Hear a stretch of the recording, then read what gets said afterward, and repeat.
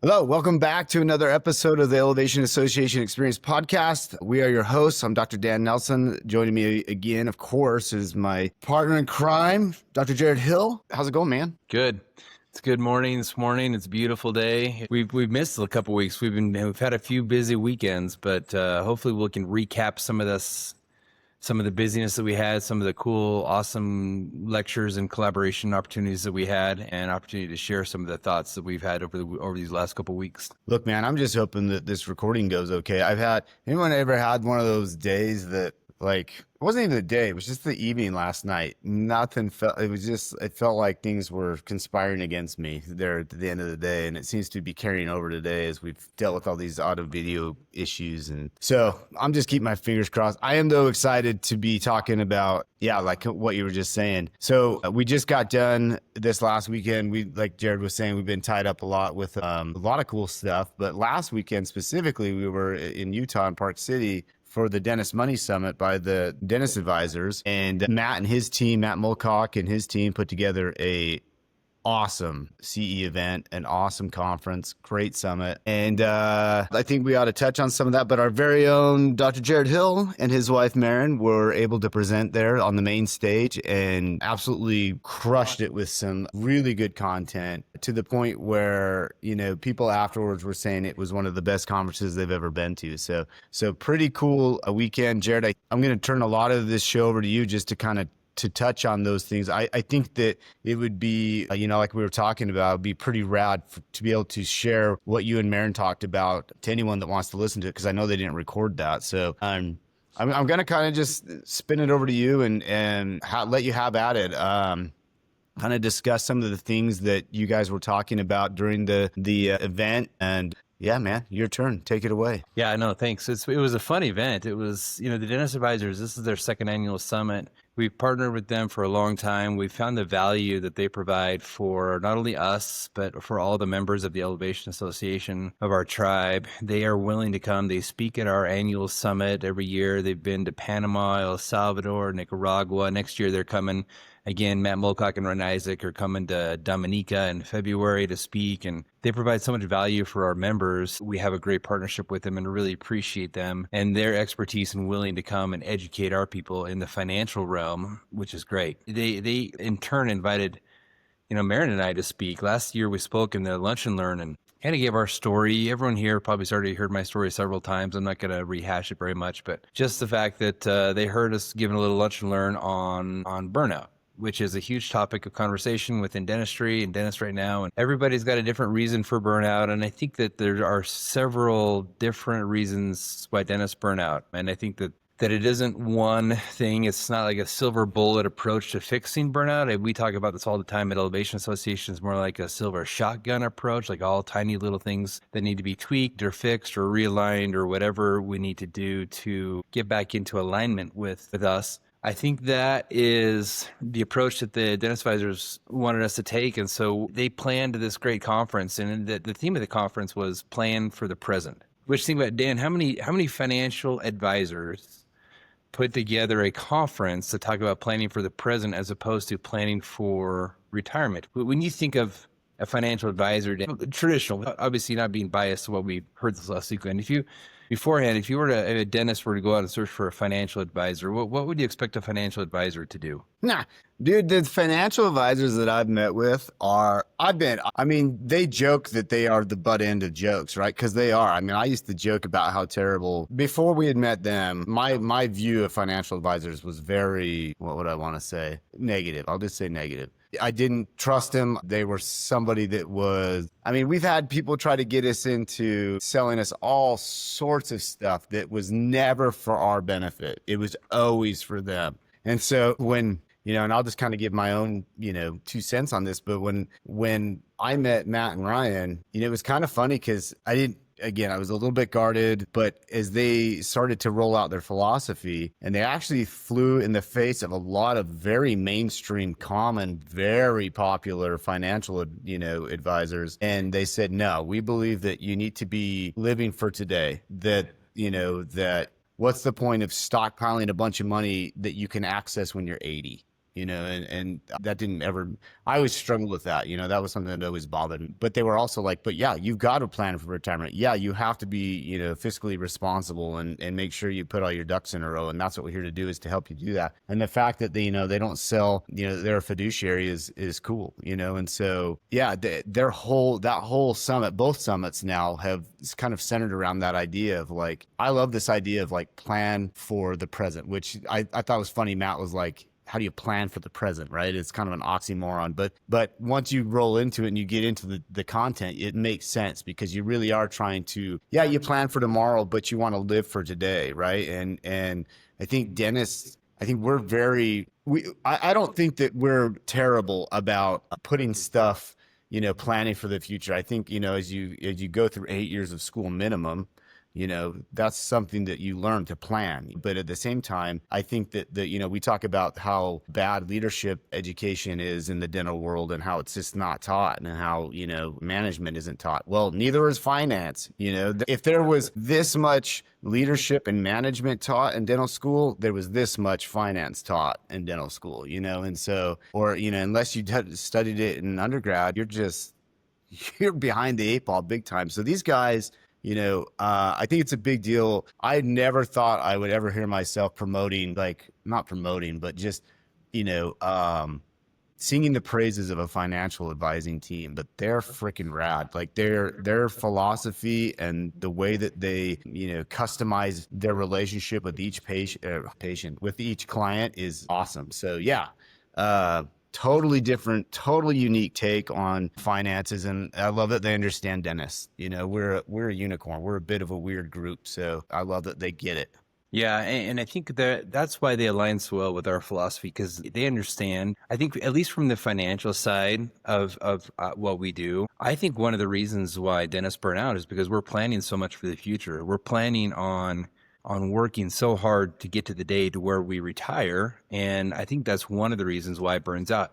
Matter of fact, some stats regarding burnout in dentistry: at least 62% of dentists report high stress or burnout symptoms. In one of the other presentations, Dr. Aditi was saying it might be as high as 90% report high stress or burnout symptoms. This is the interest here. This is a really interesting stat: is 70% of the stress isn't clinical, it's operational, and it's leadership based, meaning dentistry is easy, right? After a couple of years, you get some experience. Doing a class 2 filling of crown is not hard. It's the operational leadership base that causes us to stress out. And then 48%. So at that conference, every other person at least had considered early retirement or career change. That's a huge deal. We lost one of our own last year, over in Boise. I won't say his name, but a dentist took his own life in Boise last year. And it happens all the time. Dental is still one of the highest suicide rates for professions.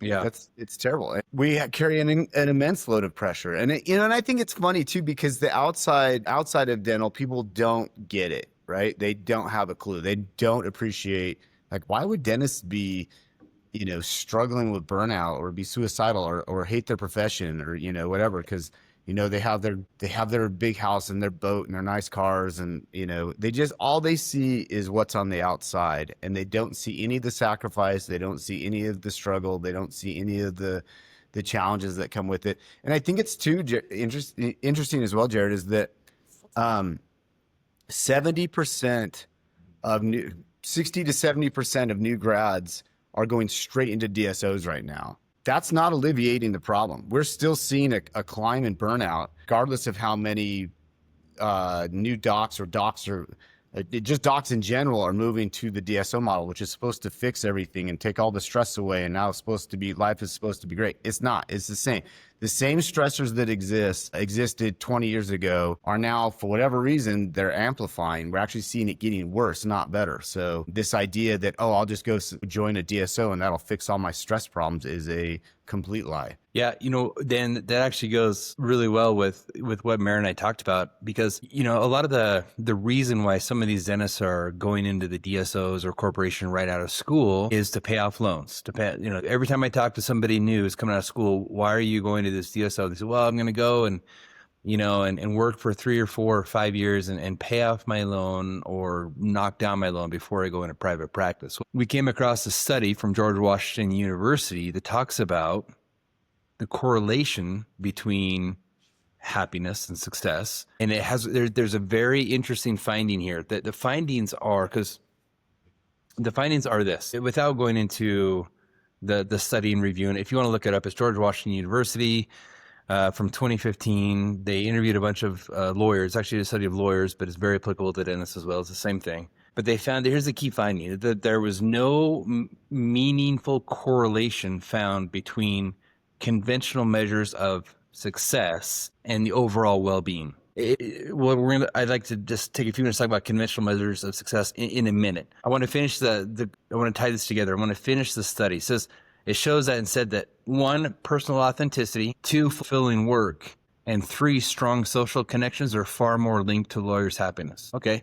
When you go into a DSO or when you go into a corporation and you're seeing somebody, you're in a factory, that's what it is. DSOs are all about profit and earning money and seeing as many people as you can. How does that correlate with your personal authenticity? It doesn't, generally speaking. Fulfilling work, you're in a mill, you're getting people in and out as soon as you can. You're oftentimes pressured to do certain things and to do a certain amount of procedures in a certain amount of time. And then how about strong social connections? Most of the people don't care about who you are. They're coming in to get some free work done or some cheaper work done because they're in a contract. Like, all 3 of those are red flags. They're all strikes against what you're doing. So in essence, we're telling ourselves we're doing this to pay back loans, but in essence, you are embarking on the road of burnout straight out of college, straight out of dental school. Right when you finish dental school, you are taking the path that's going to lead you to burnout faster than anything else, which I think is why the levels of unhappiness are even continuing to rise.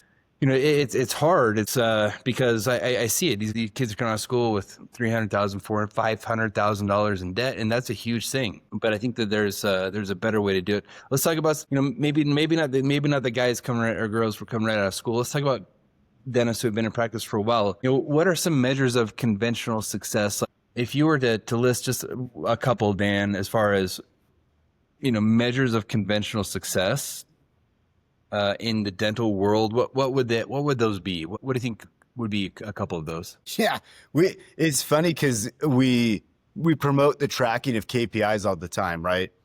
Because they're the measures of success. You're like, oh, how successful am I? Let's look at your KPIs. But I think that I touched on a couple of them. Obviously income. That's something that across the board, and I'm not just in dentistry. I think everybody looks at. I think that's the measure of success. Yeah. For most of the world is how much money does she make? How much money does he make? And then what are the fruits of that income that people want to see? The mansion, the Bugatti, whatever, all the he who dies with the most toys wins mentality, I think is where we see that.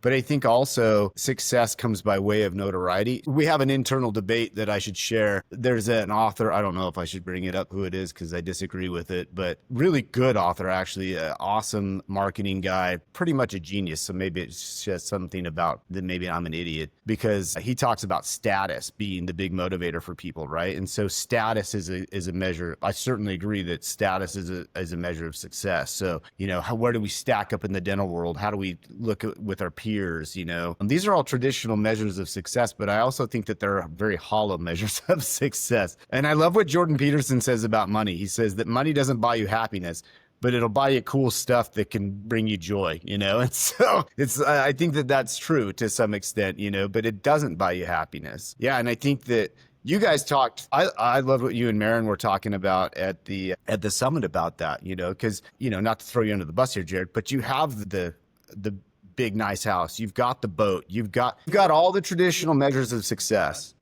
But when I met you, you were like, I almost moved to Fiji the other year. I'm glad you're here because we always joke that it's a donkey on a ledge. And if anybody ever wants to know what that means, just come talk to us when you see it at a conference or whatever. We'll tell you what donkey on a ledge means. But yeah, man, I think that traditional measures of success, if you're pursuing those, what was that quote that they said at the summit as well? That if Carl said it about if your goal is a number, you'll never reach it or something like that. Yeah. It'll never be enough. It'll never be enough. That's what he said. That's right. Yeah, it's because it's always a moving target. It's a goalpost. It's you get to some of these status symbols that you're talking about as far as how big is your practice. I have so many operatories. I've been featured as the top dentist in my town, or the best of in the valley, right? I mean, these are things that you often pay for, honestly, but you want that status because you feel like you need that for promotion, whatever it is. But these are all measures of conventional success that don't have anything to do with personal authenticity, nothing to do with fulfilling work, and nothing to do with strong connections. You know None of what? that. You But know we what all think that- shattered my, you just brought up a point, is when I found out that you could buy bots on Instagram and fake accounts to like your stuff. Oh my gosh. Like you said, authenticity, right? Yeah, yeah, and those things, they may make you busier, but those kind of things don't bring happiness. And that's why we burn out, because we chase those things. And maybe it's hit me so hard because I chased those things for 10, 12 years, 15 years. I remember having the conversation with one of my friends. So we were in our early 40s. He's my best friend from high school is a dentist, and he was saying, we're in our 40s. We get to a point to where we're the most efficient we've ever been, and probably will ever going to be. Should we just work real hard for 10 years, make hay, and then enjoy our 50s and 60s? Sounds like a logical thing to do. However, a couple things from this conference: your future is not guaranteed. There is nothing guaranteed about the future. You have no idea what's going to happen when you're 48, 49, 50, 51. You can hope that nothing in the world ever changes, and you can predict. Now what have you done for 10 years? You've amassed $5 million, $6 million, whatever it is. Maybe you have, maybe you haven't. Second, is you've now had these 10 years of where you put your head to the grindstone, and you've missed out on these 10 years of experiences. There is so much research that shows that buying assets doesn't bring happiness. It's all about experiences. And that was the other thing I wanted to point out is yes, now let's say you have that strategy where you make hay for 10 years. Well, 5 years in, you're doing good. So what do? You move the goalpost. You buy the house, you buy the boat, you expand the practice, you buy a second practice, and now you're leveraging yourself more. So now you have to work another 10 years. It's this until you've lived it. I think it's really hard to see that. And when Carl Richards was talking, he put up a money sign. He just drew a money sign, and he said, "What are your thoughts around money?" And my thought was, it's a trap. We chase this dollar, we chase this conventional success, but at the end of the day, you're trapped because you're constantly moving your goalposts. And like you said, the quote he said earlier is, it's never going to be enough. The money is never going to be enough. And somebody who is way in debt and, is maybe early in their career, doesn't give me a chance. I'll try it. I would like to try to have too much money, right? I'd like to try to do. Yeah. And I get that. I've said those exact same words, but I want to make clear too that I don't think it's wrong to expand your practice. I don't think it's wrong to grow. I don't think it's wrong to want to do some of those things. It's just with what intent. Right. What What's is the the goal? purpose? So we've said this on this podcast. We said this at the conference too. This rang true for Matt Mulcock. Like, growth for growth's sake is the ideology of the cancer cell. It will kill you if you grow just to hit a conventional success milestone. Just to say, I need to keep growing because of this. That will kill you. Did you just quote Matt quoting you, quoting somebody else? Yeah, exactly. Okay. Yeah. I just wanted to check, make sure I understood the line.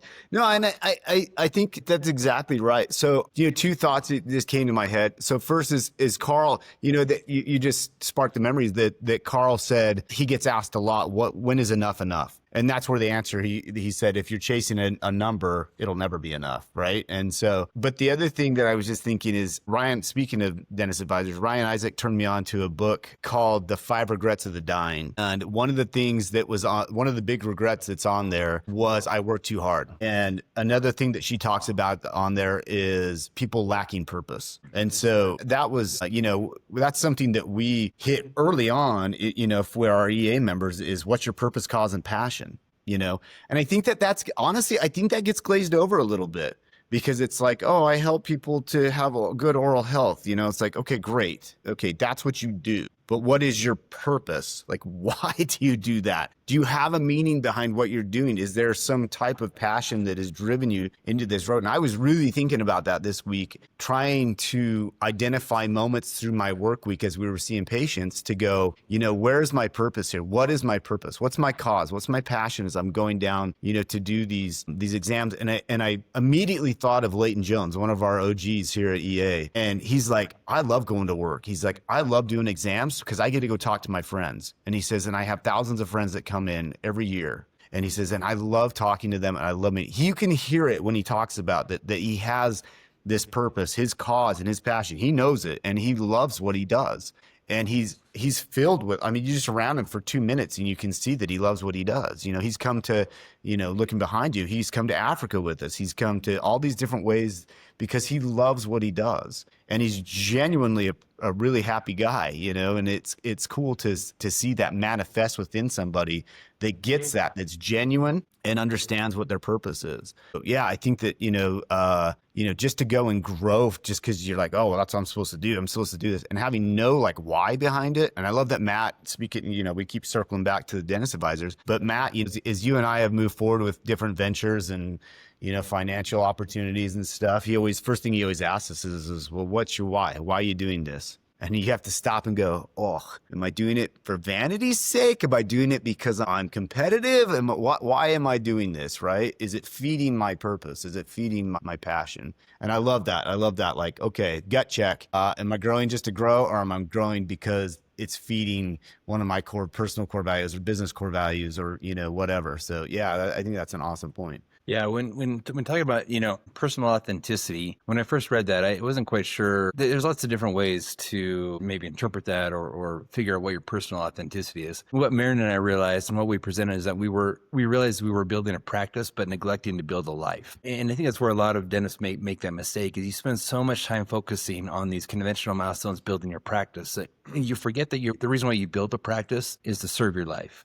Yeah. Most dentists have a business plan, but almost none have what we call a life plan. So I think that's one of the places to start. That's where we started, was to build our life plan. And that's why we created our annual summit, so you can get away with your spouse and you can come for a week somewhere else. So you have to step away from the practice. You have to step away from the family, the kids. You really need to do that. And you need some time to think and to talk about what it is you want to accomplish in this life, and then how your practice could serve it. I think that's a huge step that changed Marin and I's outlook on what we're doing, because we were able to sit back, and it honestly takes 2 or 3 days. And there's actually research behind this. If you read the book, The Comfort Crisis, it talks about taking about 3 days to be disconnected and off in a different place to be able to reset. You really need to take some time to step away, because other than that, you're always processing, you're always thinking about the practice, thinking about, this thing, this big animal that's constantly on your mind. So that's what we decided to do. So that's why at Elevation Solutions, we've created that annual summit. And this coming year, we're going to be in Dominica in February, and the end of February. Go on our website and check it out. It's up, it's live. You can register. But it's basically a pirate island. It's basically a private island. It's pretty awesome. It's gonna be awesome. Oh, I said pirate. Pirate, right? It's a pirate. Yeah. Private, yes, but pirate also. There's a lot of history. Maybe you'll find some gold. I don't know.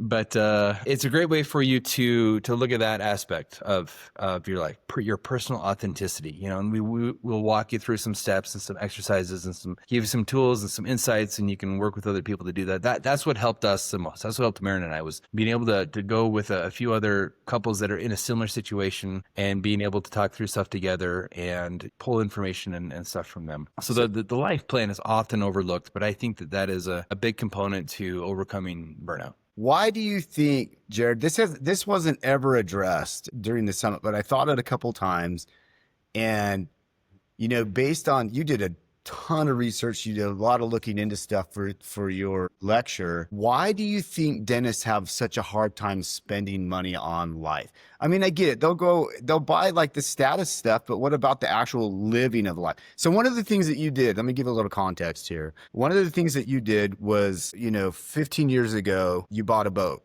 when your kids were little, right? And boats aren't cheap. And you bought a nice freaking boat. And when we moved here and we went out with you, you probably won't remember this conversation, but you took me and my family out with you to the lake. And I said, why'd you buy a boat? And you said, well, I grew up water skiing. Initially, you said, I grew up water skiing and I love water skiing. And then you very quickly translated very fast away from like, I like to water ski into the main reason that we bought a boat is because I can get all my family together and there's no distractions. We're all sitting in the same space and we can come and do this activity where we enjoy it together as a family. And it's a great bonding experience for us. Now, and I get it. There's cheaper ways to do that. And I understand that. But that's one of the cool things about dentistry is that it does allow us to do this kind of thing, right? And so why do you think it is, knowing that, having that mentality? I mean, it was there, right? So, I think you kind of have to give yourself some credit that you were looking for these ways to build your life, early, even though maybe there was not maybe a plan in place, maybe not a life design. But why do you think it is that dentists have such a hard time spending money on themselves? Like, why is it such a challenge to go, oh my gosh, I can take a week off with my spouse or my boyfriend or my girlfriend and go to this place in Dominica and go do something? Why will they not do that? Like, we see it a lot where they're like, oh, I can't afford, I'm not going to. Where does the mentality come from? Why do they not do it? Why do they think they can't do it? Yeah, that's a great question. To address the boat thing real quick, boats don't make any financial success, any financial sense. Everyone who buys it knows that it's a sunken cost. It's ridiculous. I see what you did there with the pun. See that? Yeah, that's nice. Yeah, it's ridiculous if you're looking at it through a financial lens. And I think that's the problem with what we do. We evaluate everything through an optimized financial lens. And if you can't spend the money on that kind of opportunity, then you don't see the value in it. And I think that's the problem why people don't take time away from their practice. Is it actually leads to the second part of what this study says is fulfilling work. So you've created this practice and you've created this monster, and now it's gotten out of control. It's become a cancer cell to a certain degree. Like it's growing. Now it's controlling you. If you say, I can't, and I've said this, and I can say this from personal experience, I can't take that time off, then it's controlling you, and you've lost now control of your life.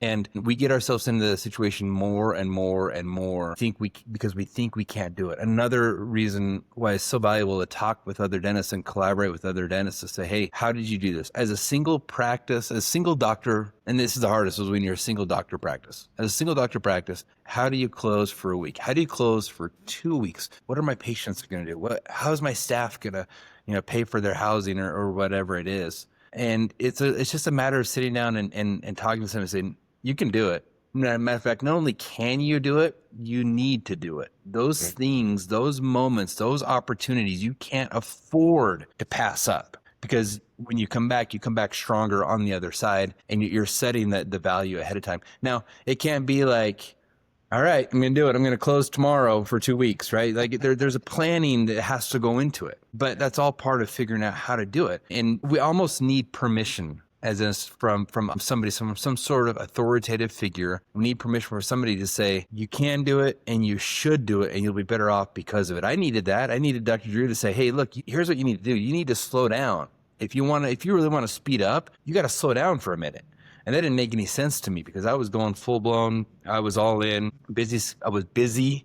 Right. I was busy. And so consequently, I felt like I couldn't leave. I couldn't disappoint my patients. I couldn't, that mentality is damn. You can't sit down and calculate the cost of leaving the practice. You will never leave because you are the producer. You are the person bringing in all the money. So if you stop producing, you sit down and try to calculate that cost, it will never make sense. Yeah. I'll tell you right now, it will never make sense. Well, and I think too that it has to be said that there's seasons in a career, right? Like I love that, when Mark Costas was talking on our panel in Nicaragua early this year, he was talking about these young docs that come out and are like, oh, I want to do what you're doing, and take all this time off and, go and do all this stuff. And he's like, well, hold on. Like do you understand the sacrifice that I did early in my career to be able to do what I'm doing today? Like, you can't just roll out of school and be like, well, I'm only going to work 130 years or 130 days this year. So there is something to be said about seasons, and there is a time to, that you have to harvest, then you can take the time off. But again, I think that the point is that you have to plan, and that's the thing is like, if you want to do that, start planning. How are you going to do that? Are you going to pick up, maybe some extra days here and there? Are you going to work some extra? What are you going to do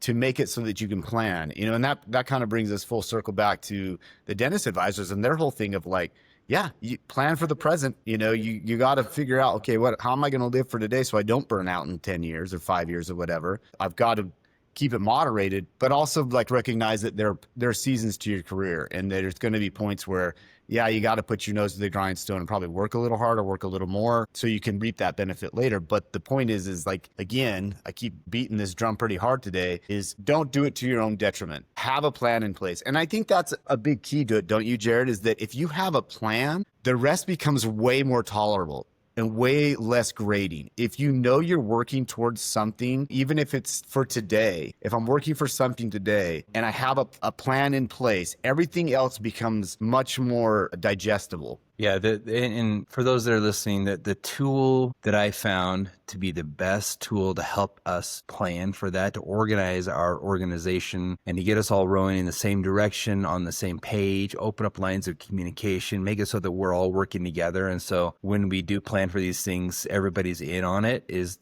the system of traction. It's the I would say that it's the modified system of traction, the specialized system that we've done at Elevation Association. We've taken traction and modified it, made it specific for a dental office. But that system helps you plan out the year, the 5 year, the 3 year, the 1 year.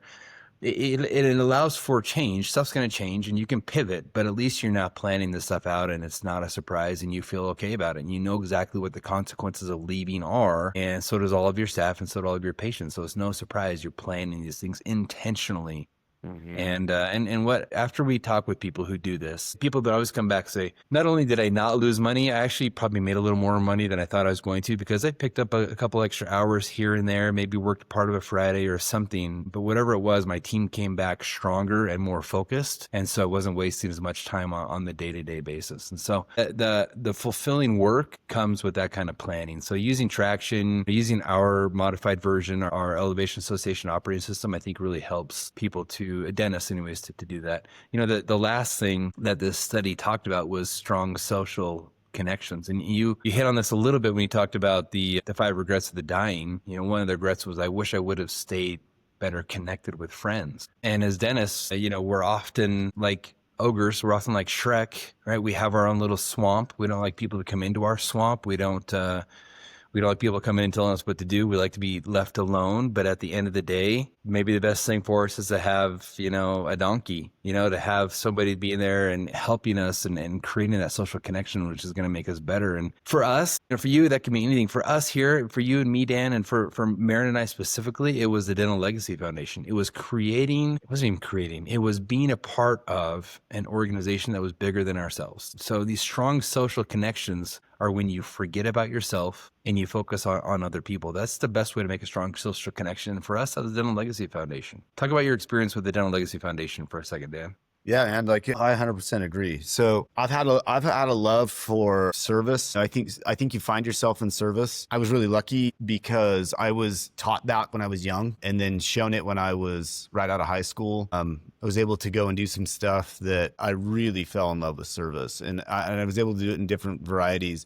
And ironically, it was in service that I found dentistry. I was actually volunteering at a hospital, and I loved it. I loved the volunteering component, of course, but I loved the hospital setting. And I thought I was going to go initially into medicine, and I got talked out of medicine by my uncle, who's an orthopedic surgeon. And because he's like, you're going to give up a lot of your life on this route. He says, what else are you considering? I was like, dentistry. And he's like, you know what? He's like, you should look into that because you'll actually be home for your kids and you'll see them. He's like, I wasn't. And so it's one of the cool things that dentistry brought. And then it brought a skill set that is really special. And so to be able to utilize that skill set and take it to a group of people that otherwise do not they rely on archaic methods. When we go to Africa, when we go to Tanzania, what we provide is unheard of. It's unheard of there. They might have a local witch doctor or whoever that carries around a bucket and a pair of pliers and just pulls teeth. I've got a video of that, of a village in, I don't remember what country it's in I think it's Botswana in Africa, where the guy just goes around with a pair of pliers, like the kind that you get at just your local Ace Hardware. And he has a 5-gallon bucket, and he goes around, and people come into this common area of the village, and he just literally walks around with this pair of pliers. He does not wash them. He does not do any. He has a rag that he wipes them down a little bit, and then he pulls teeth and just goes from person to person and pulls teeth. If you watch that, it's gut wrenching. And the education that we have, we know like that's cross contamination. Just think about, I mean, he's trying to do good, but think about what he could be doing, right? And so to be able to go to a place that is so underserved, and these people live with incredible pain, infections, these kids, I was just looking at a picture that's over here. Excuse me for getting a little emotional about this. We keep a picture on one of our posters that when the person took it, they didn't know the situation. They just came and snapped the picture. But it was a young family, and they had an 18-month-old that's sitting on their lap. And they called me over, and I've got some additional training in pathology. They asked me to come over and look at it. When I saw it, I knew right away what it was. To have a squamous cell in a very, very young child like this is really rare and was super upsetting. And it was something, we were off in a remote village. There was nothing we could do at that moment. But the fact that we could do something about it was huge. And the fact that little girl's future, if we weren't there, would be set. But the fact that we were able to do something was really special. And then you look at, Randy that came with the group in November, bringing his oral surgery set of skills and doing those tumor surgeries that he did. Tumors are incredibly prevalent in Tanzania. I'm shocked at the amount of tumors that we see and that come through the clinic there, that he was able to perform those surgeries, are incredible. And that stuff is amazing. But the fact that we can just do little things like save a tooth just by doing a class 2 composite, or a class 1 composite is massive. And to be able to take this skill set and to be able to go and do these things and have these experiences, it fills your soul. And I really do, nod to Mark Costas for his, when we did a podcast with him, he talked about how volunteer work is the cure for burnout. I really believe that. You want to go find yourself and find what you're really made of inside and see who you are. You don't have to go to Africa. Go to wherever you want to go and go and do some humanitarian aid work, and it'll change your life. It'll let you know who you are better than anything else will, and it'll refill that bucket so that you can hit the ground and go back to work in all our comfort with a renewed zest and fervor, for sure. Yeah, man, I apologize for getting emotional. It's something that, these are really special trips for me, and they hold an incredible place in my heart. And now, Tanzania holds an incredible place in my heart. I love that place. I can't begin to express the type of love I have for going over there, and the people that are there are just incredible. And, it's funny because you go and you're like, oh, I'm going to go do some service. I'm going to go help out these people. And I come back going, oh man, they helped me so much more than I ever helped them. Yeah. No, thanks for sharing that. It's such a good example of such a strong connection.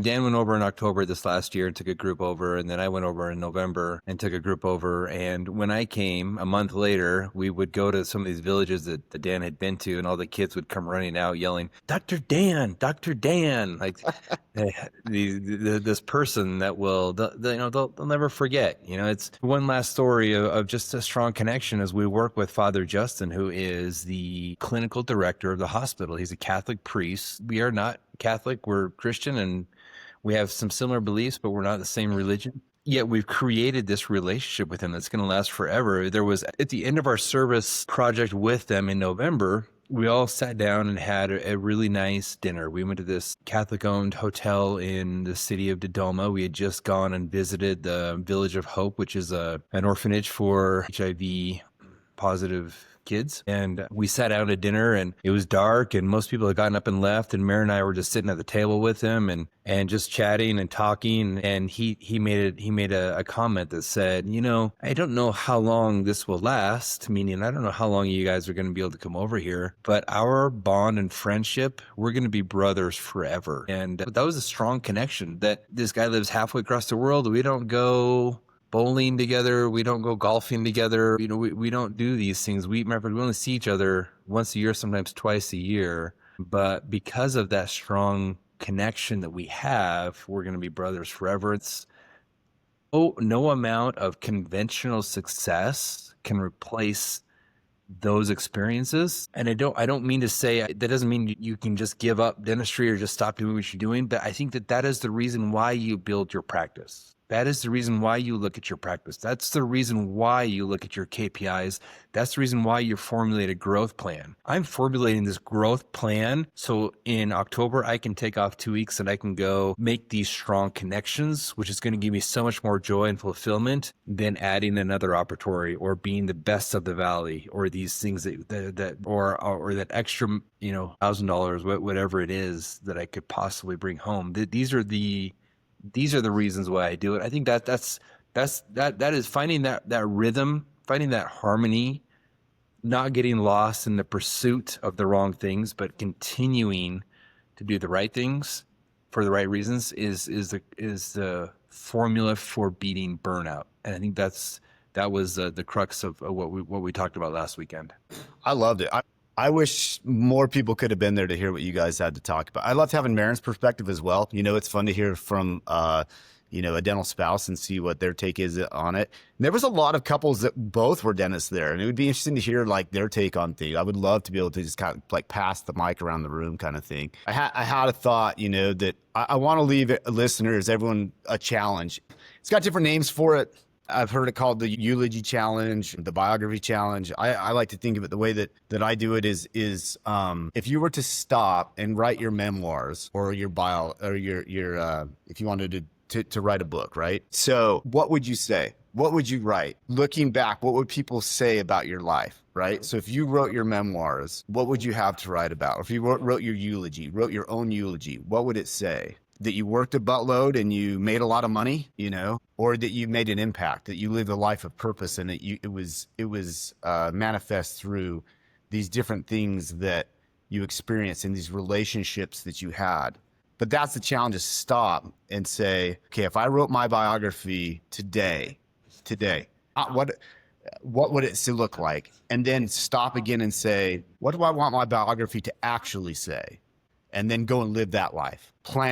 Make a plan and go and live that life for what you want your eulogy to say or your memoirs to say. Go and plan and live that life. So that's the challenge. That's a gut check, right? Because if all your memoir said was that, that you were a highly successful dentist, okay, good job. I don't think that's anything to sneer at, but is that what you want? Is that what you're seeking? I think that is huge. And I do have to say, Jared, too, and you brought up a really good point that, from my perspective, my favorite thing about Elevation Association is actually my relationships with all the, people that we get to interact with, our members, and even people that aren't members that are kind of like friends of EA, we'll call them, and to be able to spend time with these people that get it and understand what what it's like to do the grind that we do, and just commiserate and, just share life and have those experiences. So the vacations are awesome. The CE events are rad. And I obviously love all that. But what I really like is the relationships that we've been able to cultivate within the tribe and just have those, meaningful moments that really matter a lot. I know that Ryan talks about blue zones, and that being one of the keys of like longevity is having those meaningful relationships. So on top of what you were talking about, you can add that to it. So, but that's my favorite part of being a part of something like EA. And if you're not part of something, go find something. It doesn't have to be EA. We'd love to have you. If you're a good fit, come on board. But if there's something else that fits and feeds your soul, go do it. Like, be a part of something. But yeah, so a couple challenges there is like I say, do the eulogy challenge or whatever you want to call it. And do a gut check, and then plan that life for who you want to be and what you want to live. That's what one of the things that I always kept thinking when you were doing your presentation was like, am I leading the life that I want to live? How am I doing on all of that? And so you and I didn't get to really talk about this on a personal level, so it's kind of funny we're doing it in a podcast, but I really appreciated what you had to say. So thank you for that awesome, amazing presentation. It gave me a lot to think about. Well, thank you. I appreciate it, and it was great. It was great for Mary and I to sit down and do it. Designing a fulfilling life, it's not a luxury. It really is, the real work of finding happiness and joy in this life is taking time to design it, living an intentional life. And I love that we've provided an opportunity. We facilitate that. And if you want to take advantage of that, just let us know. And we'd love to help you do that and work with you on that. Appreciate it. Awesome podcast. Thanks, Dan, for hosting. Looking forward to talking to everybody next week. And if you like our podcast, hit subscribe and share with friends, other dentists that you may think may benefit from this conversation. And I would love to have you join the tribe, the Elevation Association. We're always looking for great new members to hang out with, collaborate with, and work together with. So thank you. Right on. See you guys later.